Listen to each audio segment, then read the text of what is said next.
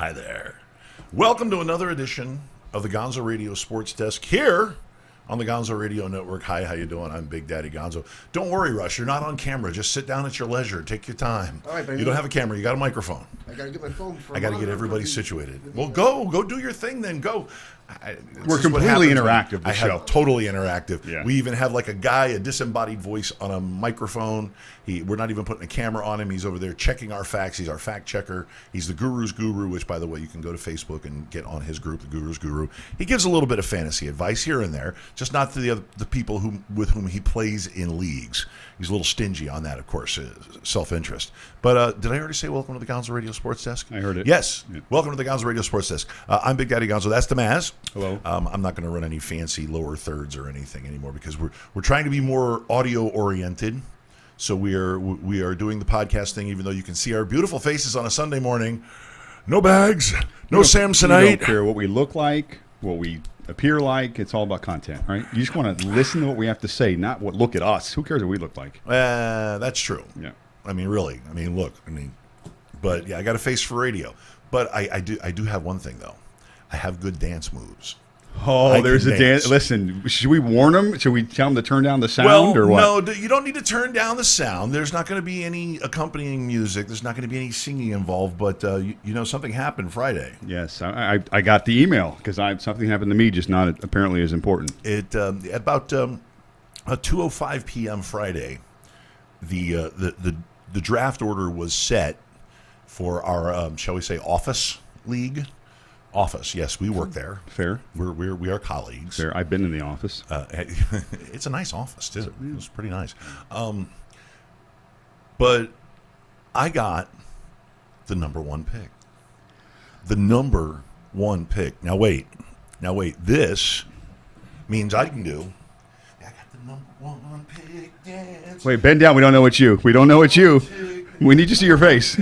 No, see, this is a body double because we went out and found somebody who has the perfect bump, okay? With just enough pecs to move them around a little bit, just enough gut to suck it in and look fat. There you go. You look pretty good, though. I got to be honest. But nobody moves the ass like this.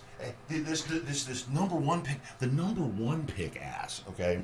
And although this ass is not as and I mean this in a non-homosexual way. This ass is nowhere near as nice as the ass or the core of Saquon Barkley from about his rib cage down to his knees. Is this foreshadowing we're doing now? This is a body that is chiseled like a god. Are you alluding to perhaps the direction you may be choosing your first pick with? He is a freak of nature. Everybody, he's taking Barkley. Okay, the last time we saw a freak of nature like this in the NFL, okay, he's still playing. He's had 5 knee surgeries. He's been put on the inactive list for spanking his kid. He's a piece of garbage. He beat his child. But then again, I got my ass beat all the time from about the time I was 3 until I was 20. He's a piece of garbage. Who? Adrian Peterson? Yeah, he is. Why are you being so mean? I'm not. Quit hating. I read some stories. But AD is a freak. In the Cowherd book, and it said some pretty bad things about him, some behind-the-scenes type looks. So I don't know. I'm not a big Peterson guy. Performer, I don't care what off the field. I guess that's up to you, but I don't know. All right. Well, let us all remember that in this day and age of information sharing and information proliferation. Okay, some of the things that we would probably have been privy to that will die with some of the pillars of the game. Okay. Pillars of the game. Some of those secrets will die with them that they would be easily gotten now. Yeah, for sure. Okay. No, I'm not saying we're all saints.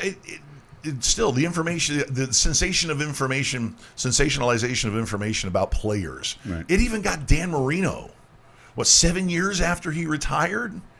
And then somebody came out and said he had a secret family? Yeah, well, there's crazy stuff out there. I mean, yeah, there's crazy stuff out there. But other than that, by the way, you will never see that from Saquon Barkley. He is a young family man. He has got a baby daughter who he is in love with. He is in love with his young wife. Okay, he is a very, very I wouldn't even call him conservative. He's normal. Okay, he's just normal. So he has a nice family. Is that what we're saying? Yes. Okay, so we're going down that same road again. He's living a normal life. Okay. Okay, so we're not talking about a kid that's going to get busted for driving over the speed limit or DUI. But we are talking about a kid that has a quarterback that's been bad for 5 years. We're talking about a kid that's behind an offensive line that's not very good, even though they've attempted to make it better this year with some draft picks. You like to check boxes. I've checked 2 right now. Yeah, I'm just saying. I mean, listen. You got to the first pick. It's clear in most of these drafts that there's 3 guys jockeying for that first spot. And I don't think really. I don't think you're going to go wrong. Really? I mean, that's what they're saying. But I mean, really, it's been 3 Elliott. guys. It's been Elliott. It's been McCaffrey. It's been Barkley, and they've been rotating. But for the most part, I would say more than half, it's been Barkley 1, and then the other 2 have been following up 2 and 3. So, again, do you lose the draft in the first round? I mean, if he gets hurt, yeah, potentially, but that's something you can't control. So, I think Barkley's a smart pick at number 1. I really do. I was just busting your balls off camera before, but I do think Barkley's a smart pick. Like 99% of the time, even the guy who has the Carolina Panthers man cave with he's wearing number 22. He's still taking McCaffrey. On the video camera, he's got the first pick in the draft, and he's going to take Saquon Barkley. Yeah. He just is. Yeah. Oh, I have been handed information. This would be the New York Giants schedule for what? What's rushing strength of schedule? Rushing strength yeah. Schedule. Take a look at the weeks 15 and 16. There's a lot of blue. Blue is good. Red is bad. Yeah, I know.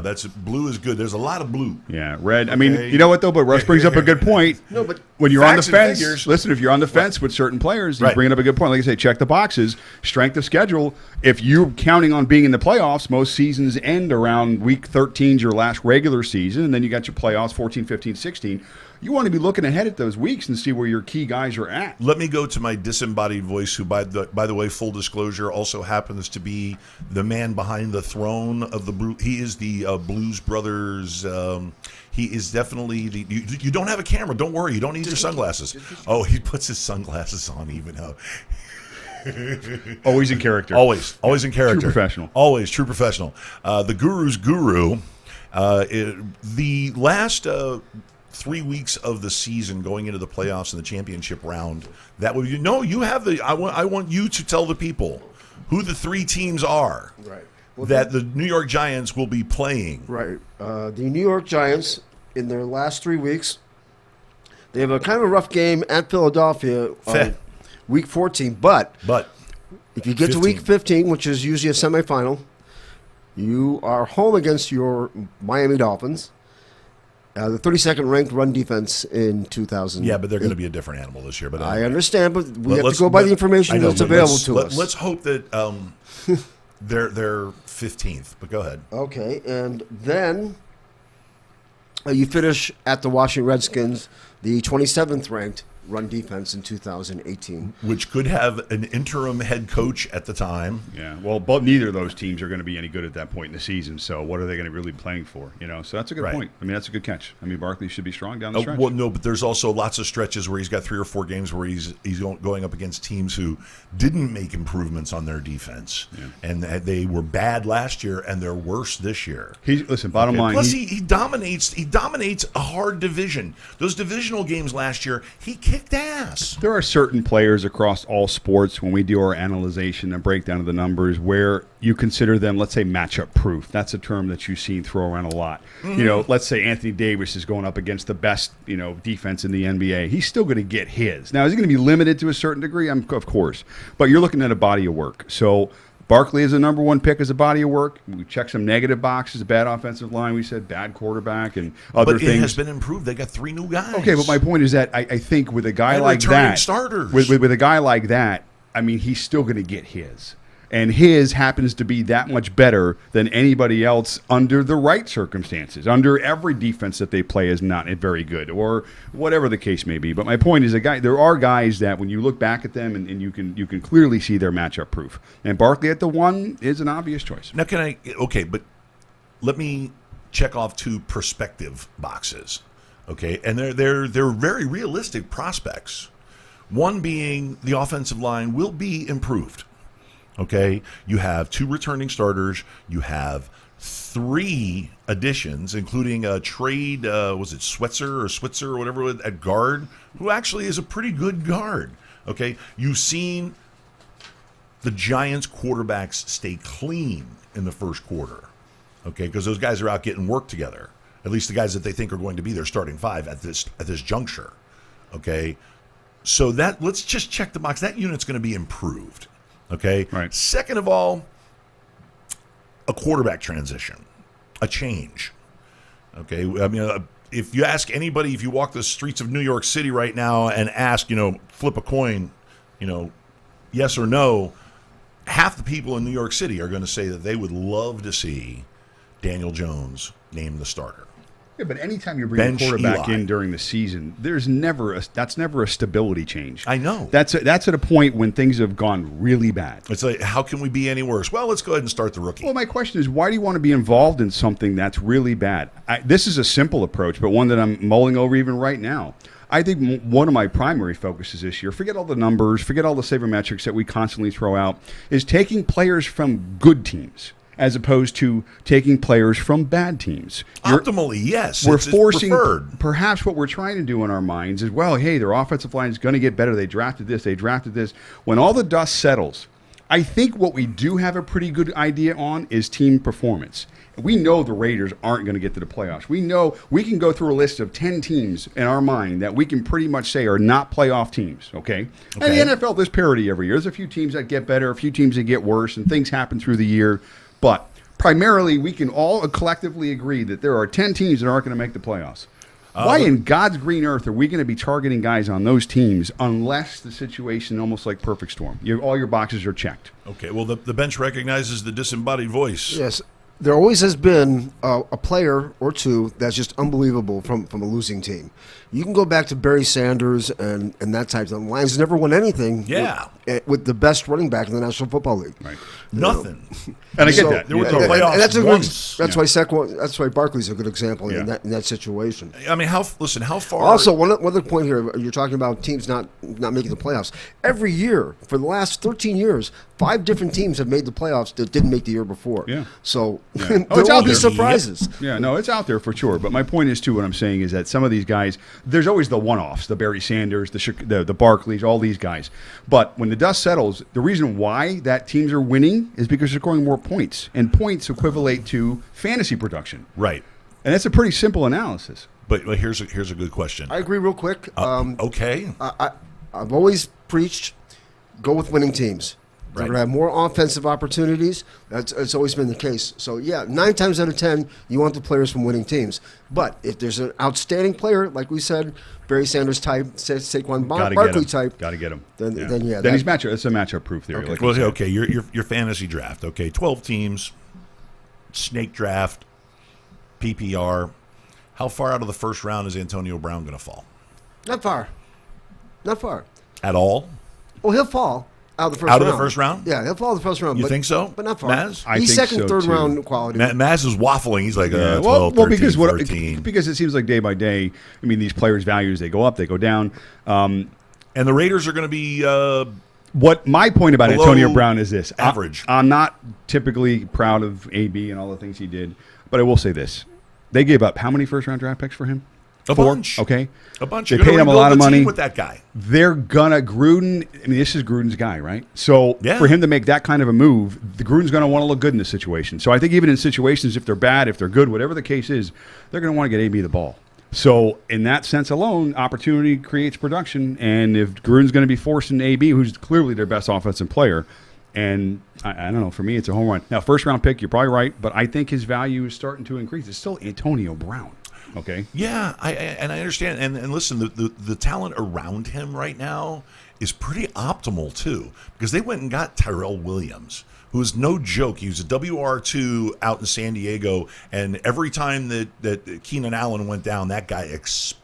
exploded. They got a ton of talent on that team. Exploded because he's a big dude that is fast. He runs really good routes. Yeah, he is one of these sneaky underdog picks. He's going to have a lot. He's going to have a really big year, I think. Well, I again with the For Raiders, WR too. I've been against them. For me, I've been anti-hype with the Raiders. I've certainly been anti-hype with the Browns, and the reason why is because I don't attach myself to all that dysfunction. Right. The talent is clearly there. Personality. They're personalities, damn it. There's so much noise and the Hard Knocks and all this other crap that's out there. I love Hard Knocks. I've never seen an episode. End somebody's fucking dream today. All right. Well, the bottom line is it normally doesn't. Hey, beep that. The kids don't listen to that. That was an F-bomb, and that's that. But you can see that on HBO, by the way. There's a delay. How do you watch that show and not get fired up? Again, I've never seen it, so I can't comment Oh my directly God! on the I've show. got it on the DVR. I'll show it to you. But what I'm His saying, opening address, episode 1, with John Gruden addressing the team for the first time.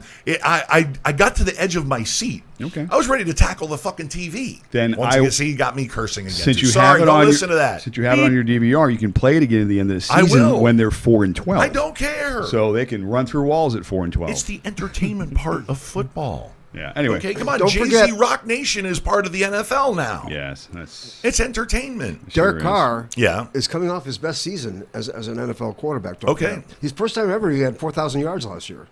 So, welcome, Gruden. Well, Gruden always said that the offense wasn't the problem. They had a sieve of a defense, period. The defense couldn't stop anybody, anytime, anywhere. Okay, when they lost, teams moved at will on them. When they won, teams moved at will on them. So he's made strides, young guys, but he's made strides to shore up that defense and at least make teams score slower. Yeah. Okay. Yeah. He's still a couple of years and a couple of players away from having a really good defense. Not unlike the Dolphins, a lot of good young skill talent on that defense, but young. It's before their time. Okay, but we'll go back to the Dolphins in a minute because I'm wearing the shirt and we're going to talk about these guys eventually. But back to your debate on the number 1 pick. Okay, so and David Johnson, is he going to slide out of the first round? They did not look good. I mean, they haven't looked good yet. David, because he did not look good, because the Arizona Cardinals looked disjointed.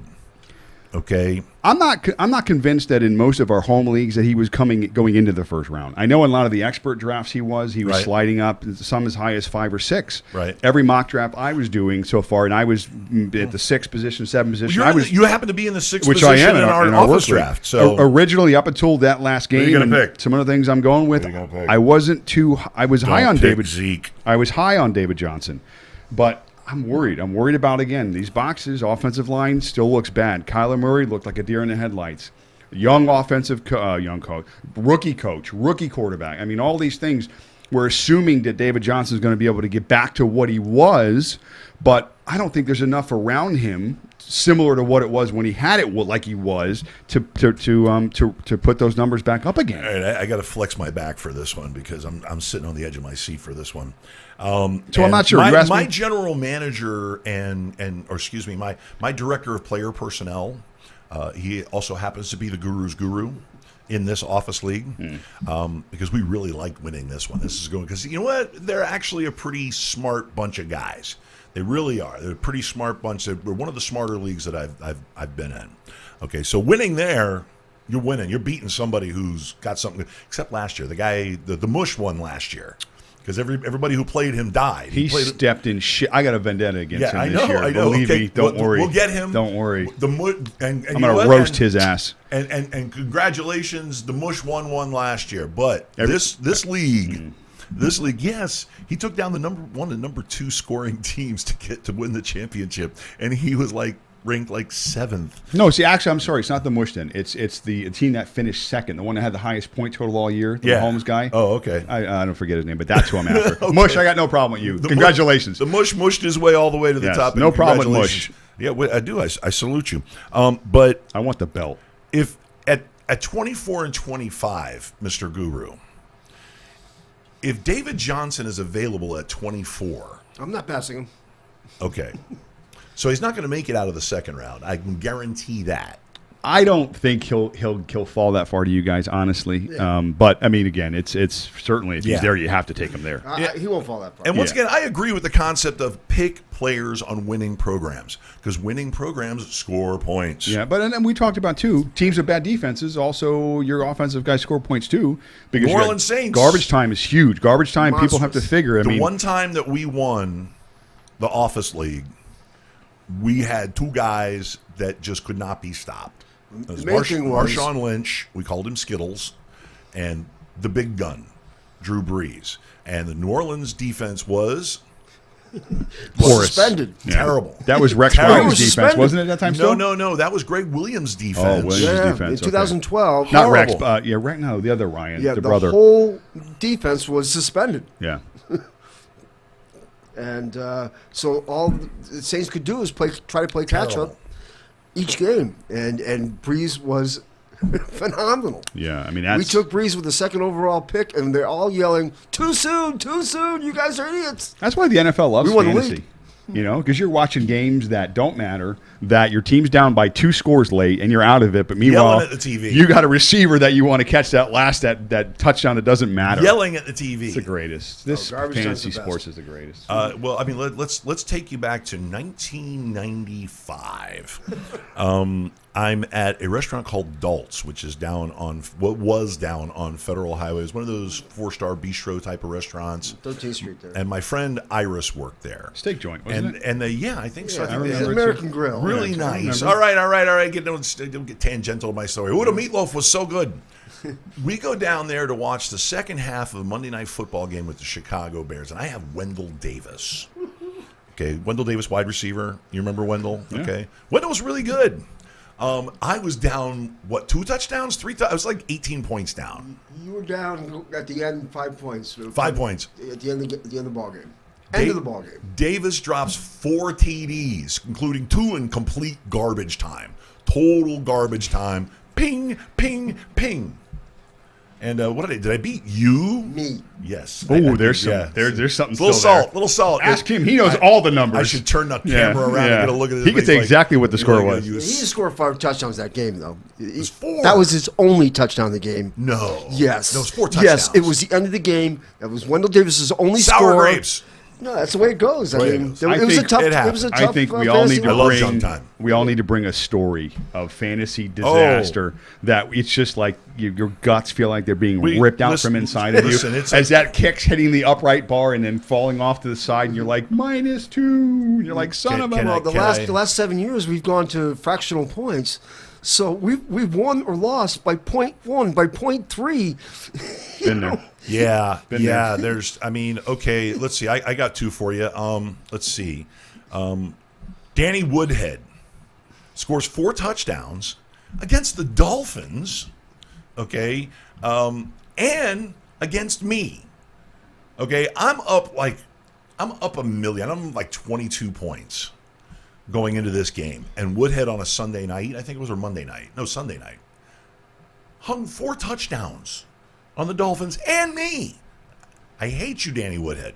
Once a Patriot, always a Patriot. I got one quick one, too. Good, because I got another one that made me real bad. This was last year, but go ahead. This is our work league, okay? This is what we're talking about. Yeah, this is 3 years ago. Okay. And this is, in our league, you minus I didn't do points it to you, did I? No, this was Joe. Okay. You minus points for your kicker misses and stuff like that. So the Saints are marching down the field down 30 in this football game. 30, okay, marching. Notice the sarcasm.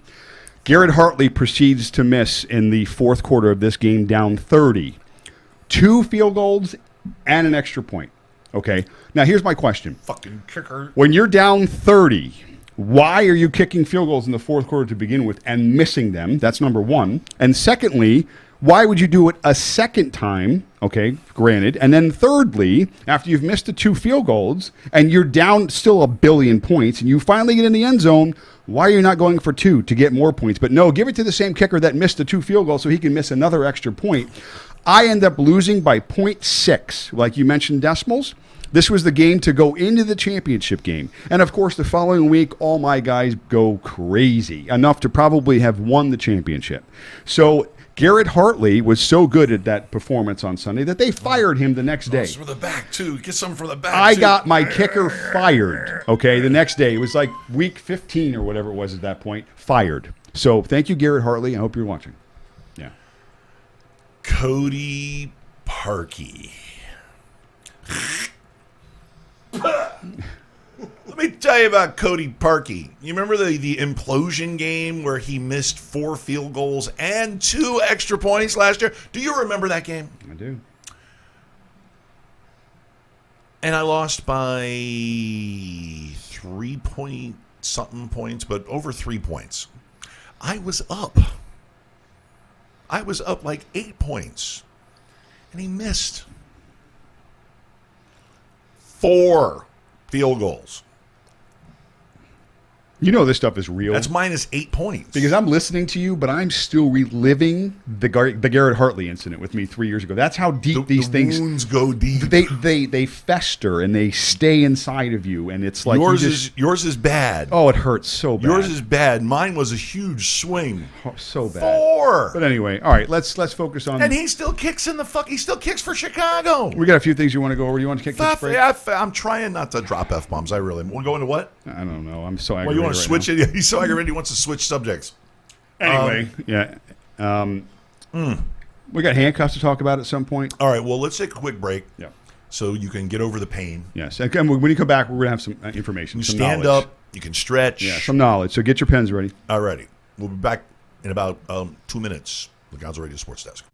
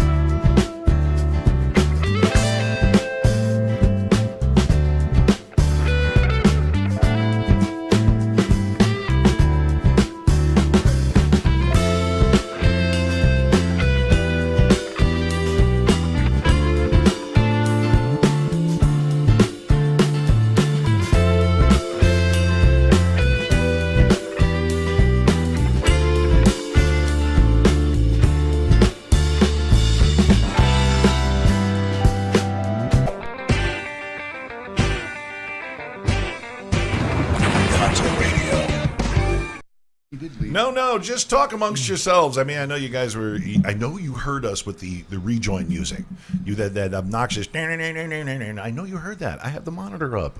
Trained professionals here, for God's sakes. What were you guys talking about before I was so rudely interrupted? Well, you had asked me earlier about where I'm going to go at 6. So I guess we can lead with that. All the mock drafts I've seen, a continuation, and I've done, are since again Barkley's going to be gone, McCaffrey's going to be gone.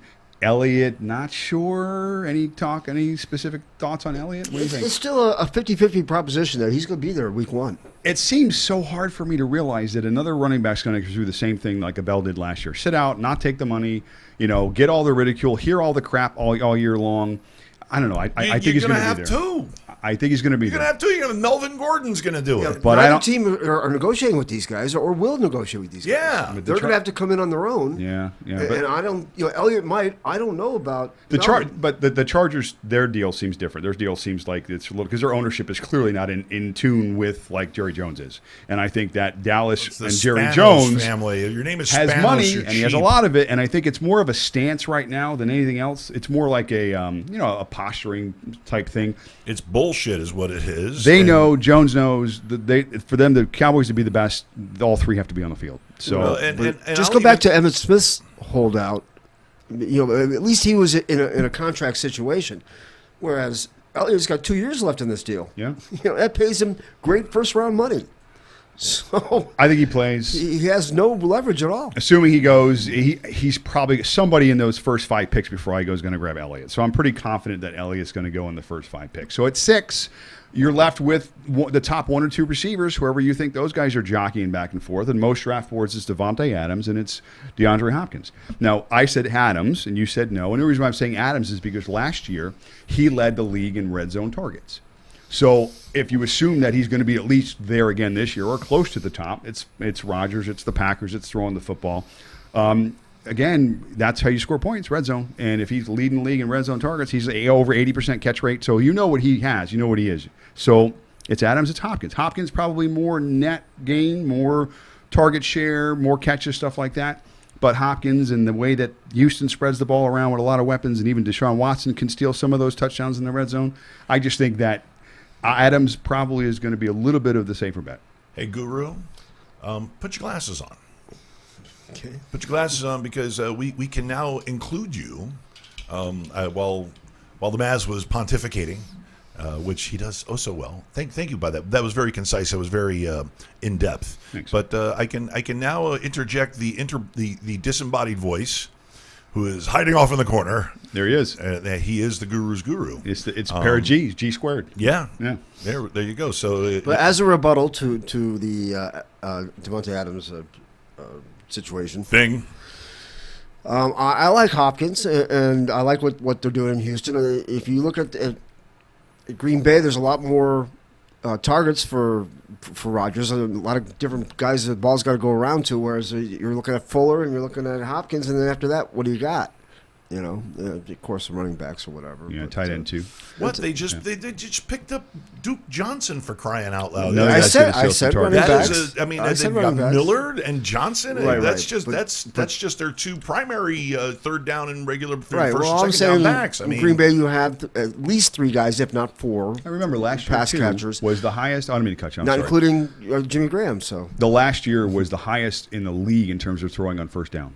So I think you're going to see more running backs being utilized in that spot where you're going to have 1st and 10, you're going to have quarterbacks dumping, or putting running backs in the slot, for instance. You got guys that can do that too. Chris Carson from Seattle is a guy that comes to mind. I think that his role is going to increase this year.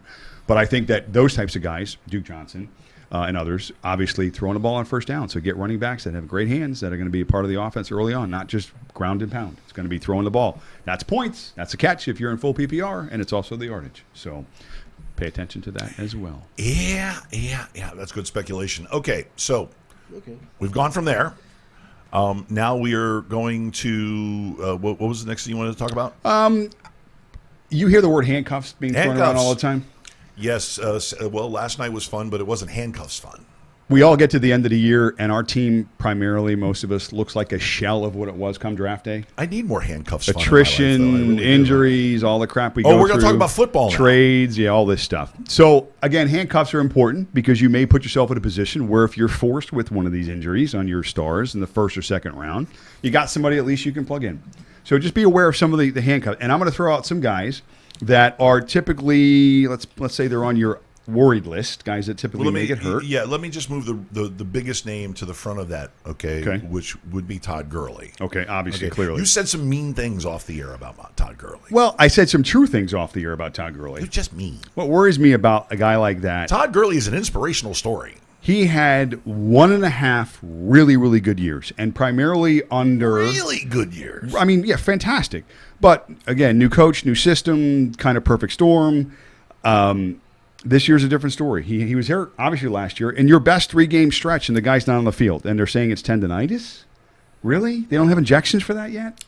Everybody has, and this was the greatest thing I heard. Oh, well, 40% or 50% of the players play with tendonitis. Well, guess what? He was one of the 50 that didn't. I got the itis. So, I mean, to me, it happens. They're saying he's this, they're saying he's that.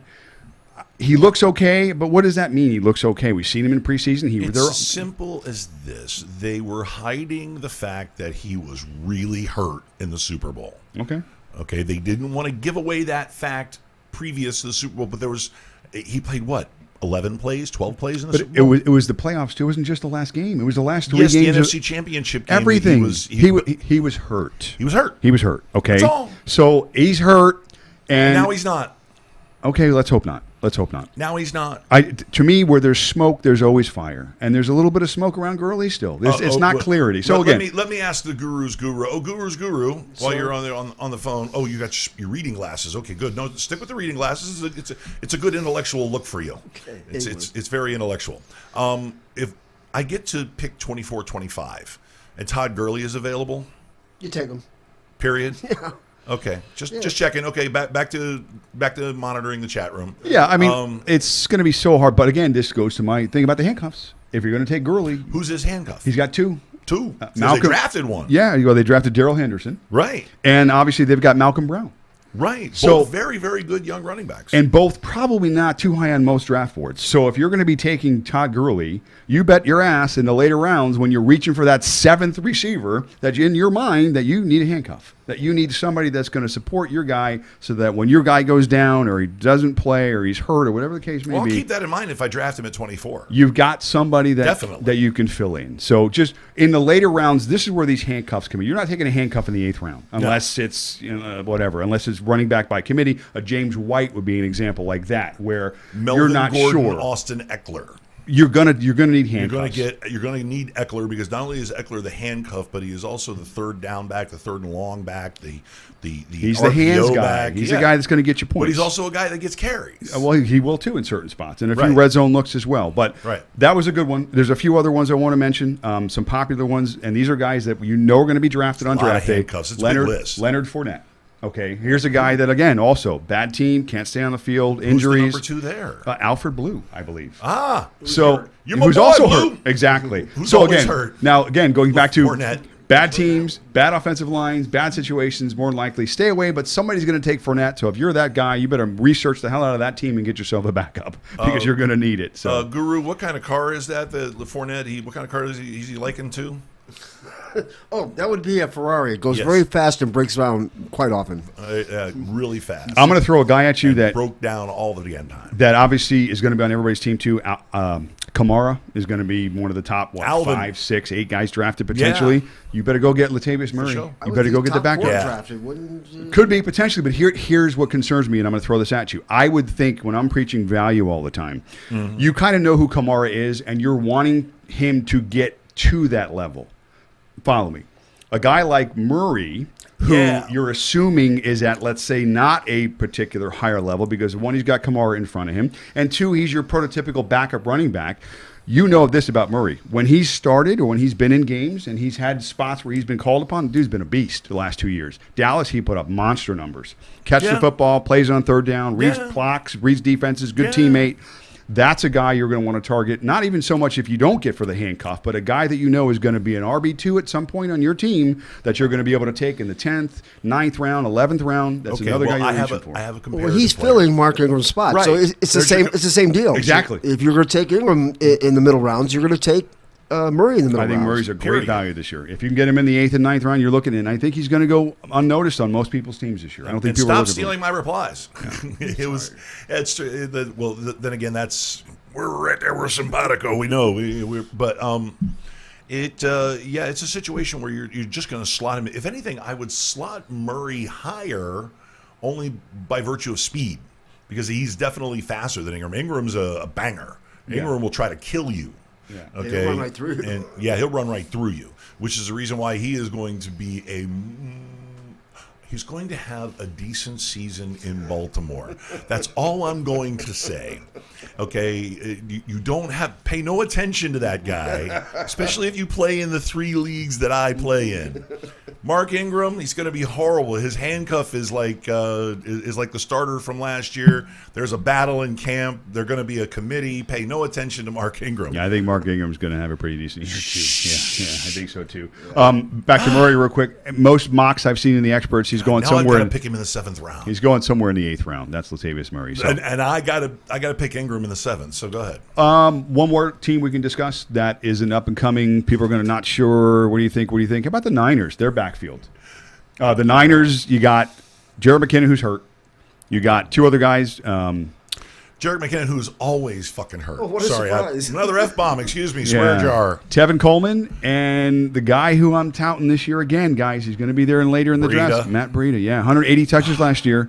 And here's a guy. Buy you a Breida jersey. I'm just saying, the kid's good. I mean, when he gets his opportunity, he's like a Murray. Just like a Matthew Breida. Where is Breida's ADP right now? For the most Yeah, what's part? his ADP? Yeah. He's been going later in rounds. I think you can get him around 11, round 12. Ooh. Okay, so he's moved up. It was Actually, I'm sorry. I've got him in draft. I've got him at the off the board. I've got him at the end of round 9. How about that? Okay, so he has moved up over the last week or two. A little bit. There's value there. Yeah. So, and again, it's an offense that even if it does spread around, he got 180 touches last year. If your guy gets 180 touches and he's a 9th round pick at 5.3 yards a carry last year, which is what he was, I'll take it. Tevin Coleman. I'll take it. Listen, guys, you win your leagues, not in the first round, not in the second round, and not in the third round. Well, I'm winning mine with the first overall pick, but I don't know what you're talking about. You win it by filling out your roster, making the value picks later in the rounds, getting the couple of guys that weren't on people's radars that you know are going to just outperform where they're going to be. And there are guys that we're giving you. Murray's one of those guys. Okay, he's going to be a guy that's going to outperform his draft position.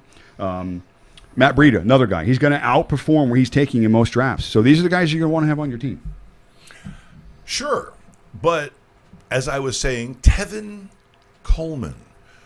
When has Tevin Coleman enjoyed the most success in his career? When playing under Mike Shanahan. Mm-hmm. Playing in Mike Shanahan's offense. And he was the secondary option. Yeah. Okay? Now he has a chance to not only fill a role that he filled in Atlanta, but he has a chance to be the primary. So your boy Breida is going to take the second banana. He is going to be the third down. He is going to be the split option. What I like about a Breida type guy is that you understand where his floor is. Okay. So you're looking for guys that you can determine what their floor is because you can count on that. That's money in the bank. He starts at RB3 and works his way down. It's all dependent on Coleman. He's the handcuff then. For sure, but he is a handcuff. But if you don't take Coleman, I still suggest you take Breida at some point because knowing what he has as a floor, potentially you're drafting him upon his upside as well. Knowing that what if Tevin Coleman's not proven. Now, he's proven in spots, but you're going to assume, again, this is what we're doing. We're creating situations that we think are going to make the puzzles fit. You got a new Niners team. You got a quarterback with all the hype who hasn't played yet because he's been hurt. You got young running backs. You got all these situations that are kind of anti what you're looking for, but yet you need to have them all work in order for it to work for you. Right. So what I'm saying is there's some trepidation there in terms of going into that situation knowing that if you're taking 49ers, there's risk. Well, you mentioned one fun fact about the 49ers, okay? Their passing game wasn't bad last year. Their passing game was pretty good. And they had 3 different quarterbacks throwing the ball, and they still ranked in the upper third. With C.J. Beathard. I am pro Niners. Was it Mullen? Was the kid? Yeah, the guy who was he was like the quarterback coach for his high school. He worked at the same grocery store that Kurt Warner worked at before they pulled him off the shelf. But he was a stock boy instead of a bag guy. Exactly. So, but he came off and killed. It's very difficult to create. Just be careful. Just don't create the environment and then put your pieces in that environment you've created. Look at what's in front of you. Look at the obstacles, potential. Look at what's real, what you can put your finger on, and then assess and look at going forward and saying, okay, this may be the right decision. Yes. I'm not saying don't take any Niners. I'm preaching Breida. But I'm looking for guys on. It doesn't matter who plays quarterback. Garoppolo only makes the situation better. You would think. You would hope. You would think. But I'm looking at wide receivers for the 49ers, you would hope. Situations where there's some turbulence, and I'm going to say the Niners are somewhat turbulent because they're not proven. You want to go for the proven, and you want to go for the floor. And the floor with upside, to me, on that team in the draft is Breida. Now, that's not to say he was the one constant. Him and George Kittle. Yeah, I mean, those guys have been there, and they've you would assume that they're going to progress. Never has more been done with a tight end and a third down back. Right. Okay, and they went 6-10. The Niners last year? Yeah. They were 5-11, 6-10, but they won some ball games. They were a tough out. They weren't supposed to win. Yeah, they were competitive. They were a tough out. But I mean, Kittle picked them up on his back and carried them one game. What was it? There was 215 yards and 2 touchdowns? Yeah, well, his draft stock's been rising too. He's in the top 5 of the tight ends. Is he right after Kelsey? Sorry, I didn't mean to take you off your No, handcuffs. it's fine. No, again, it's the. Is it 1 and 1A? No, I think because you got Ertz and you got Kelsey. That's probably 1 and 1A. Okay. And then after that, you've got 4 or 5 tight ends that are jockeying. Vance McDonald's strongly making a move now into the top 5 or 6 tight ends. Above George Kittle? Yeah, no, I'm not saying that. But again, this next group of 3 or 4 guys, the O.J. Howards, the Njokus. All right. We'll do tight ends next week. Yeah. We need to finish handcuffs. Yeah. Because tight ends are big, I think. Because huge. There's definitely tiers. Look forward to that next week. We will do tight ends. Oh, okay, so quick. Do your Kegels. We're going to do tight ends. I don't know for squats. The other important handcuffs, since we're back to handcuffs. Damian Williams. He is popping up on draft boards and some draft boards in the first round. Carlos Hyde? Well, then that's your backup. Yeah, for sure. But my issue about Damian Williams is people are, he's going to fill the slot. They need a guy with that sort of production. But again, you got to be able to have that production in hand to know that it's going to be there. And you're taking a big chance by taking a guy that's unproven and throwing him into the first round just because the situation seems right. And I don't think it is. Well, not only that, but if you happen to see Damian Williams last night, it was not an impressive performance. Yeah. He's an average back. He's in trouble. Yeah, he's an average back. Yeah. And then you have Carlos Hyde, who at times has proven to be a number one, a lead back, a 3-down back even. Right. But ever since his first 3 San Francisco years, they kind of rode him to death. Yeah. And then got rid of him. Remember the importance. It's a shame because he was money. Remember the importance about the handcuffs too is not necessarily to fill in for your team, but right. What happens when the guy has a Melvin Gordon or the guy has an Alvin Kamara and you've got the handcuff? Okay, now you're in a pretty good position for trades as well. So it's so much blocking the other team as well. Think about it. That's part of your strategy. See what you did there. You snuck trades in. So it's so difficult. We're talking trades next week capital. Because I've got some trade things because it's so difficult to trade in these leagues. I'm not trading Saquon Barkley. You don't have to. I don't want him. I'm not trading the first overall pick. But if somebody comes to me with something ridiculous, maybe. I'm going to come up next week with some trading philosophies to help start conversations because that seems to be the hardest thing. People are like, they get insulted. Oh, you offered me that for this? Are you kidding me? And the conversation ends right there. What deal have you ever made that is just walk up to somebody and okay, boom, shake a hand, boom, walk away. You're both happy. You're both done. It never happens. You buy a car, it takes you a day to buy a car. Why? Because 6 hours. He says something, I say something. He says something, I say something. He gets up and walks away. I get up and walk away. No, the sneaky thing is they take your keys and they go, let me go take a look at your car and get you a trade-in value for it. And then he pockets your keys and walks away. A trade Puts is the other side of the building. Both sides feeling like they won. And it's hard to get that on attempt 1. So trading, we'll talk trades next week. So listen, a lot of people, their big fear about trades is they don't look like an idiot to the rest of the league. Because the minute you pull a trade, and if it doesn't look like you got the best of the trade, you're on blast. You're on blast. Yeah, We're talking message board, Yeah. Facebook page, your text messages. People, they'll send a group text. What are you, a fucking idiot? Sorry, another F-bomb. Sorry, that's like 5 today, isn't it? 6. I'm a little rambunctious today. 6. I'm out of coffee, though. That's okay. So that means we're going to start wrapping up the show soon. So do we have any more handcuffs? Just be aware of the handcuffs go through. Those are some of the bigger names that their league guys will be on teams. Third round, 4th round. These are high-end picks, guys, that you're going to be looking at the 3rd round and going, Leonard Fournette, should I take him? And committees, though. There's too many committees. Look at the Philadelphia Eagles. Be aware of that, too. Who's coming out of that? There's 3 guys.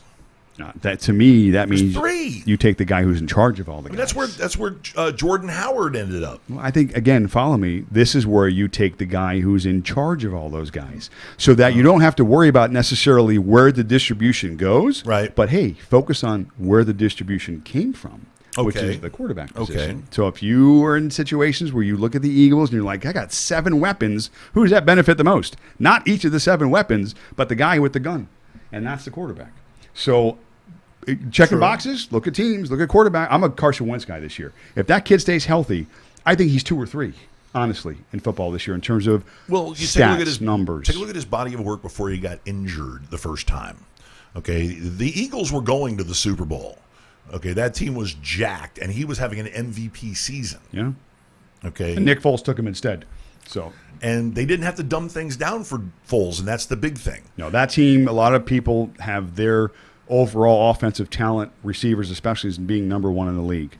Ertz and Jeffries People and those forgetting guys. about Alshon. Look at Alshon Jeffrey's ADP. And People forgetting Deshaun about- Jackson's coming back. And Deshaun Jackson is there. So you got somebody stretching the field. Yeah, Jackson's ADP is about the beginning of the 9th round. I think Jeffrey, I've seen that's a him steal, by the go way. in the 4th round, I think.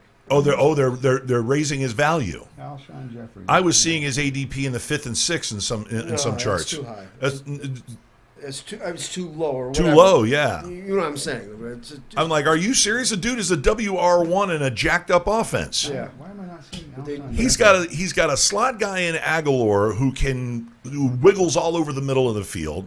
He has his choice of a variety of routes that he has proven throughout his career with the Chicago Bears and the Philadelphia Eagles. He is an excellent route runner. He has a ridiculous catch radius. He has downfield speed. He is the all-around monster receiver. And then you have specialists around him. So don't you please devalue Alshon Jeffrey. I will snag him. Tell me I'm reaching. I'll snag him. I'll take him in the 4th round. I'll take him in the 3rd round. Okay, I'm seeing it about in the middle of the 5th round. 5th round. Yeah. Yes, Okay. Yeah, middle of the 5th round. Sure. Yeah, that's fine. That's fine. You wait till the 5th round for him. You see if he gets there. That's fine. You just go ahead. And that's in any of the 3 leagues. Y'all wait till the 5th round for him. Go ahead. I'm going to just But throw. Wentz, you're right about Carson Wentz. Yeah, I'm high on Wentz this year again because of all the gonna weapons happen. and the Yeah. potential and everything like that. Now, their defense is really good too, but they're in a pretty bad. I mean, the Giants are going to give up a lot of points. They made improvements to that What do they defense. do in the running game? They're going to have to throw the football.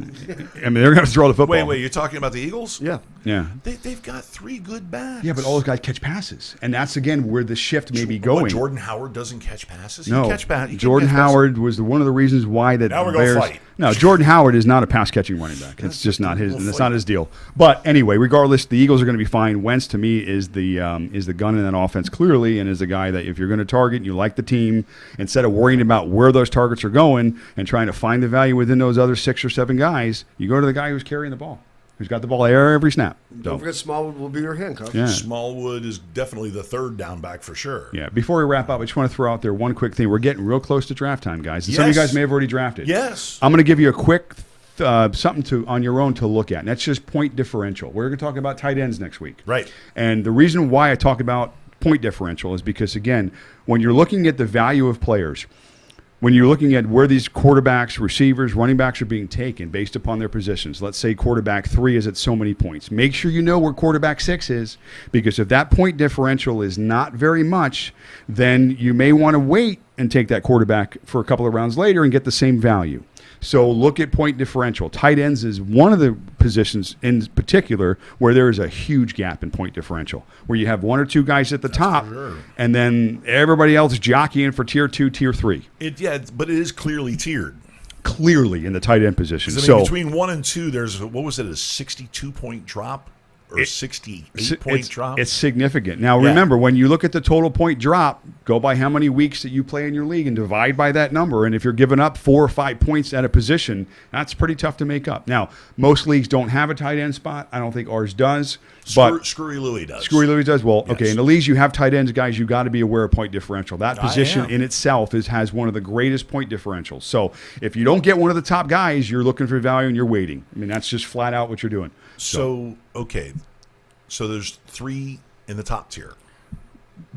Potentially, yeah. There's 2 and there's a half. And we're kind of wanting to get. And again, when it all shakes out, it probably will be 3 or 4 guys that separate. You don't give George Kittle enough credit. Again, I'm in an offense where everything is so new. 3 different starting quarterbacks. Okay, no, then he's probably 3 or 4. Yeah, talent-wise, no question. Okay. But talent always doesn't. You're just so stingy with the praise. Well, it You're hasn't so mattered mean. who the quarterback is in San Francisco. Kittle has excelled. So. Yeah, no. Again, Yeah, top exactly. 3, top 4, no question. I'm high on Vance McDonald. He's climbing the boards too. So, but tight ends is next week. So point differential. Look at your positional point differentials, and then that will help you determine value and when to take some of these players in what rounds. Right. I mean, the Cullen kid, he made that kid's career that night. I mean, literally all it was half the time he dropped back was look for Kittle. Yeah. And he got it to Kittle, and Kittle carried the team. It's like, throw it to him. So I remember with him that also kind of being. ease, that's an exceptional player. I remember also them being behind a little bit and getting some of that garbage time we talked course. about. So, and if you know, Sure. I mean, but again, He had like that a counts. 68-yard catch and Yeah, run. that counts. He looked like a rampaging gorilla. Yeah, we'll take it. Yeah, we'll take it. Okay, well, then that's a wrap. What? You have something to say? A parting shot? No. No? Oh, okay. He's like, he's ready to go. Okay, well, that's good. Well, make sure, once again, you check us out on Podbean for the audio replay. Also on Spreaker and SoundCloud. Although SoundCloud, you're giving me an attitude, and I'm not appreciating it. So make sure you go check those out in case you want to re-listen to the whole thing, riding around in your car with the windows down. That's right. Wink, wink to the late, great Jim Mandich. So on behalf of myself and the Guru's Guru and Damaz, say good night to the nice people, Damaz. Good night, nice people. We'll see you guys next week, 11 a.m. here sharp, the Gonzo Radio Sports Desk on the Gonzo Radio Network. Bye.